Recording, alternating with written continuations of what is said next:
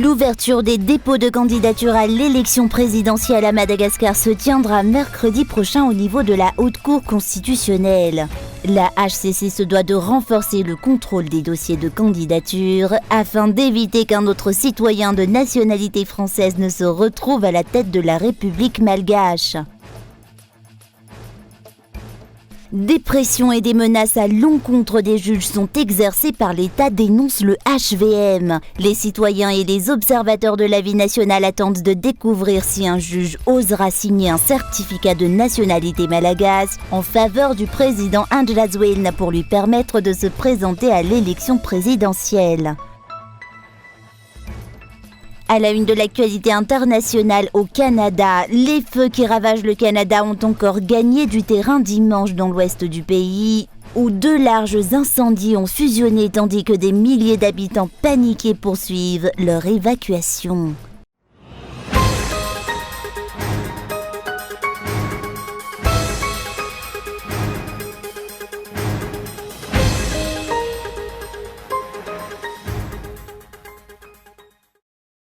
L'ouverture des dépôts de candidature à l'élection présidentielle à Madagascar se tiendra mercredi prochain au niveau de la Haute Cour constitutionnelle. Afin d'éviter qu'un autre citoyen de nationalité française ne se retrouve à la tête de la République malgache, comme c'est actuellement le cas.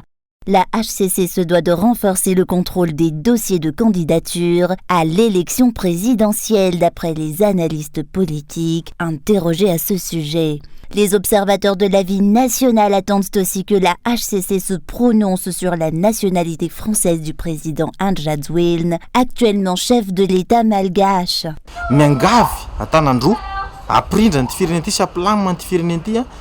Nous demandons à la HCC, la Haute Cour constitutionnelle, pour la paix et la quiétude de ce pays, de mener des investigations sur les dossiers de chaque candidat à l'élection présidentielle. Cela permettra d'éviter les mauvaises surprises plus tard. Vérifiez tous les dossiers de ces candidats et assurez-vous de bien connaître la nationalité de chaque candidat, qu'ils jouissent d'une double nationalité ou autre. La HCC est en droit de vérifier tout cela. Des plaintes concernant un problème de nationalité ont été déposées par des citoyens et des politiciens locaux. Elles concernent notamment l'actuel président de la République malgache. La HCC se doit de traiter rapidement ces dossiers et de déterminer s'ils sont recevables ou non.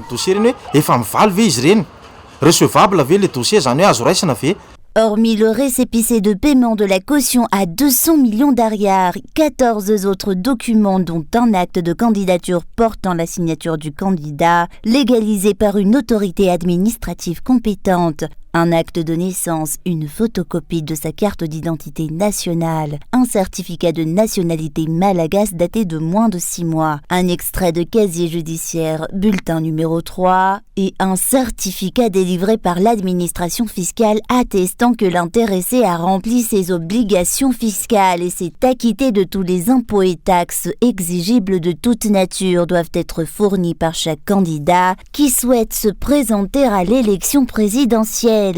Les candidats qui déposeront leur dossier de candidature au niveau de la Haute Cour constitutionnelle à Amboida à partir de mercredi prochain sont attendus.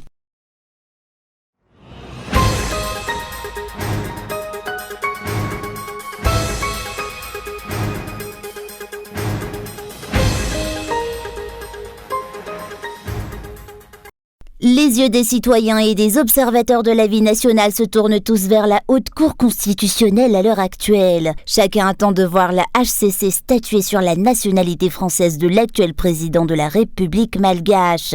La question se pose de savoir si un juge osera signer un certificat de nationalité malgache en faveur du président Andrzej Wajda pour lui permettre de se représenter à l'élection présidentielle. Ce document étant requis pour le dépôt de candidature. Si le cas de la nationalité française du président Andrzej Wajda a sciemment été passé sous silence ces derniers temps, le sujet est de nouveau au cœur des débats à l'heure actuelle. Un juge qui connaît la loi et qui la respecte tiendra compte des dispositions de l'article 42. Les juges doivent s'en tenir à la loi et à la justice. Ils doivent dire non à la corruption, dénonce le parti HVM. Nous recevons de nombreuses plaintes concernant des pressions exercées par le régime actuel. Il n'est même plus question de simples coups de pression. Il s'agit même de menaces. Alors ces juges qui viennent se plaindre auprès de nous souhaitent se conformer à la loi. Je tiens à dire qu'il faut faire attention. Il est temps de s'affirmer. De nombreuses réunions se tiennent actuellement pour la souveraineté du pays et pour s'opposer au fait qu'un individu qui n'est même plus malgache continue de diriger le pays. Chacun attend de découvrir la décision de la Haute Cour constitutionnelle sur le cas de la nationalité française du président Andras Wiln. Des plaintes ont été déposées au tribunal de première instance et des requêtes y afférentes ont été remises à la HCC. Le président de la Haute Cour constitutionnelle avait d'ailleurs accusé la réception de ces dossiers. La population malgache attend un jugement impartial de la part de la Haute Cour constitutionnelle, d'autant plus que cette juridiction statuera sur l'avenir de la nation.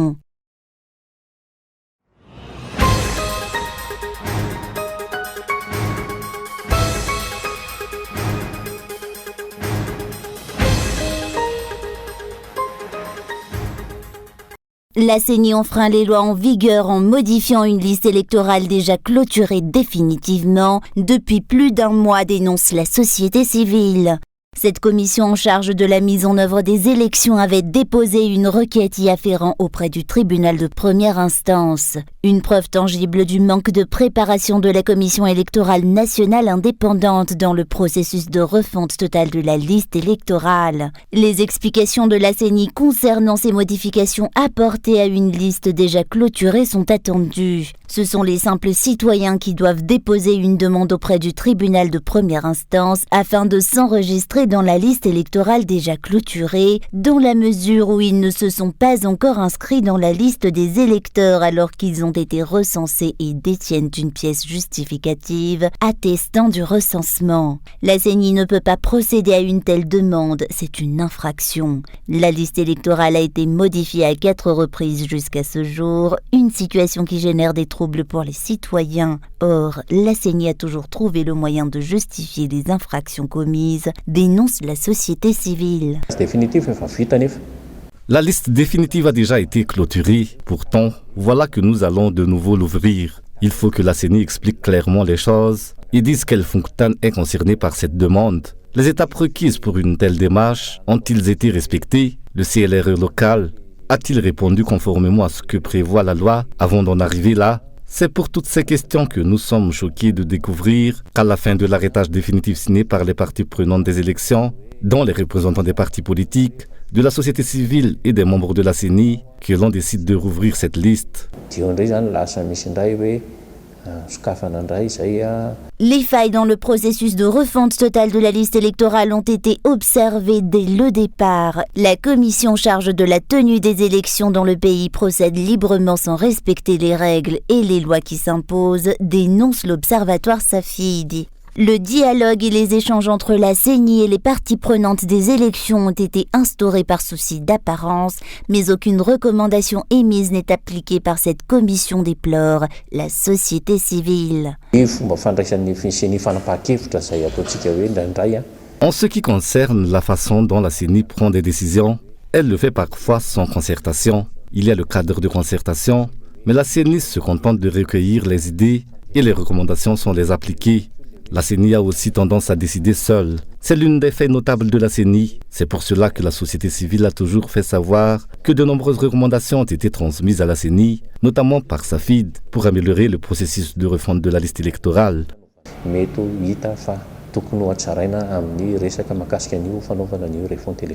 La question se pose de savoir quelle personnalité importante n'a pas encore été enregistrée dans la liste électorale pour que la CENI en arrive à de telles infractions pour l'inscrire parmi les électeurs. Des explications claires et détaillées de la part de cette commission en charge des élections sont attendues. La CENI devrait normalement soutenir les démarches des citoyens qui font une demande auprès du tribunal de première instance pour pouvoir s'inscrire dans la liste électorale, mais elle ne devrait en aucun cas formuler elle-même une telle demande. La commission en charge des élections se doit de s'en tenir à la loi selon les explications reçues.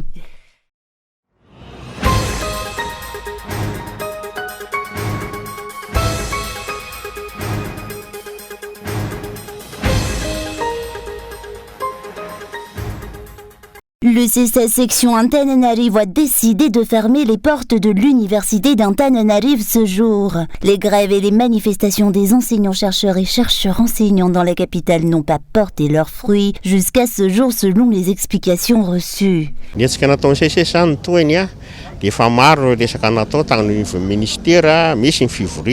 Suite aux manifestations du CCS, de nombreux dialogues ont été menés au sein du ministère de tutelle. Il y a eu des réunions, mais sans grand résultat jusqu'à ce jour. L'État s'est juste acquitté des heures complémentaires 2018-2019. Or, jusqu'à ce jour, certains professeurs ne l'ont toujours pas reçu. Les vacataires attendent aussi leur paiement. Les heures complémentaires 19-20 et les heures complémentaires 21-22 n'ont même pas été évoquées par l'État. Les 5 décrets soumis à la primature et qui n'attendent plus qu'une signature n'ont toujours pas été traités. Les 10% n'ont toujours pas été discutés jusqu'à ce jour. Or, ce n'est pas l'argent que cela représente qui est important, mais la discrimination observée entre malgaches. Certains se voient retirer 10% de leur salaire et d'autres non. L'université d'Antananarivo déclarera bientôt une année blanche en l'absence d'une prise de responsabilité de la part des dirigeants, selon le CCS section Antananarivo. C'est le Conseil national qui se tiendra avec 6 régions, qui décidera de la suite pour résoudre le problème. L'université de Fianarantsoa tient le même discours que nous. Notre position est même encore plus grave, vu que nos vacataires n'ont plus travaillé depuis un long moment. Certains cours n'ont pas eu lieu. Aucun examen ne peut être fait sans ces cours. L'on ne peut pas simplifier les choses avec des délibérations ou autres. Tout dépendra donc de l'État. Or, certains vacataires ont décidé de travailler ailleurs. Ils ont déjà trouvé un autre emploi et nous n'avons personne pour les remplacer. Un conseil national qui visera à déterminer la suite des manifestations se tiendra vendredi prochain. Elle réunira le CCS section Antananarivo, le syndicat des enseignants-chercheurs et chercheurs-enseignants et tous les enseignants vacataires partout à Madagascar.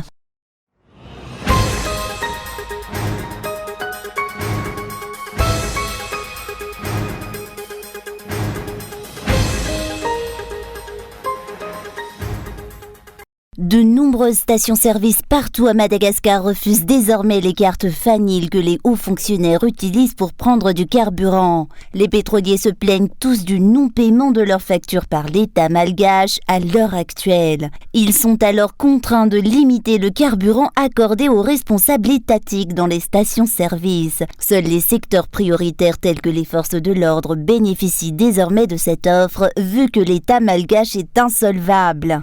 Le régime de Rajoelina, le régime qui a contracté le plus de dettes, dénonce un économiste, une situation à l'origine des problèmes financiers du pays et qui le plonge dans une extrême pauvreté. Le pays est endetté tant de l'extérieur que de l'intérieur, une preuve apparente de la mauvaise gouvernance, explique cet économiste.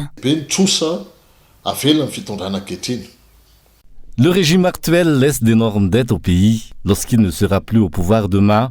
N'oubliez pas qu'il y a ce qu'on appelle la continuité de l'État. Ces dettes demeurent et resteront à honorer par le prochain régime. Ces dettes se divisent en plusieurs catégories. Il y a les dettes des bailleurs de fonds qui peuvent faire l'objet de négociations plus simples. Les paiements peuvent être différés. On peut aussi procéder à ce qu'on appelle un effacement de dettes. Le plus grand problème réside dans les nombreuses dettes que l'État doit au secteur privé, vu que le secteur privé n'acceptera jamais que ces impayés soient effacés et chaque année, ces dettes contractées auprès du secteur privé augmentent.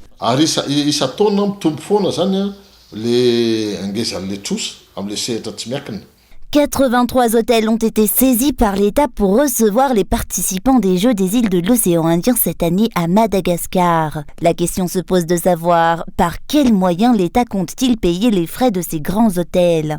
À noter qu'il n'y a pas eu de loi de finances rectificative cette année et cette dépense de l'État n'a pas été incluse dans la loi de finances initiale.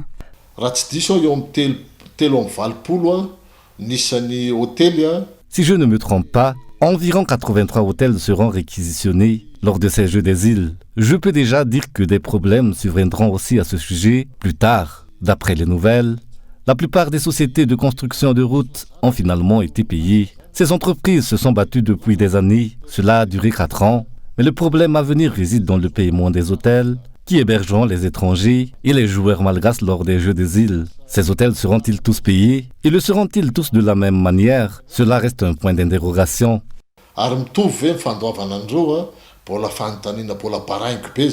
Aucune transparence n'est observée dans la gestion des fonds publics selon les explications reçues. La rectification de la loi de finances aurait dû être faite lors du vote du code minier vu que des recettes supplémentaires sont rentrées dans les caisses de l'État. Les rentrées d'argent et les dépenses de l'État malgache demeurent floues à l'heure actuelle selon cet économiste.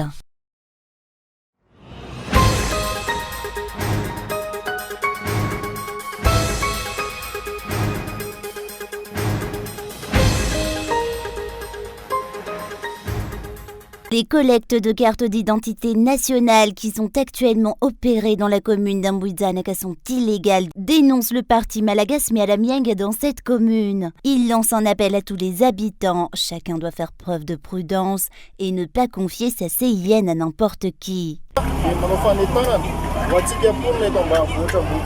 La commune se lance actuellement dans une campagne de sensibilisation à l'intention des habitants d'Amboizanaca face à des groupes d'individus qui collectent des cartes d'identité nationale auprès de tous les foyers de la ville à l'heure actuelle. J'ignore si à l'approche des élections, certains tentent de préparer le terrain pour des fraudes électorales. Qu'importe de quel parti politique viennent ceux qui procèdent à ces opérations, j'estime que ce n'est plus le moment de faire ce genre de choses, d'autant plus que la liste électorale a été clôturée. S'ils collectent ces CIN pour d'autres raisons, j'estime que le message est désormais passé et bien reçu par tous les responsables, vu que des collectes de cartes d'identité nationale existent bel et bien dans la commune rurale d'Amboizanaca à l'heure actuelle.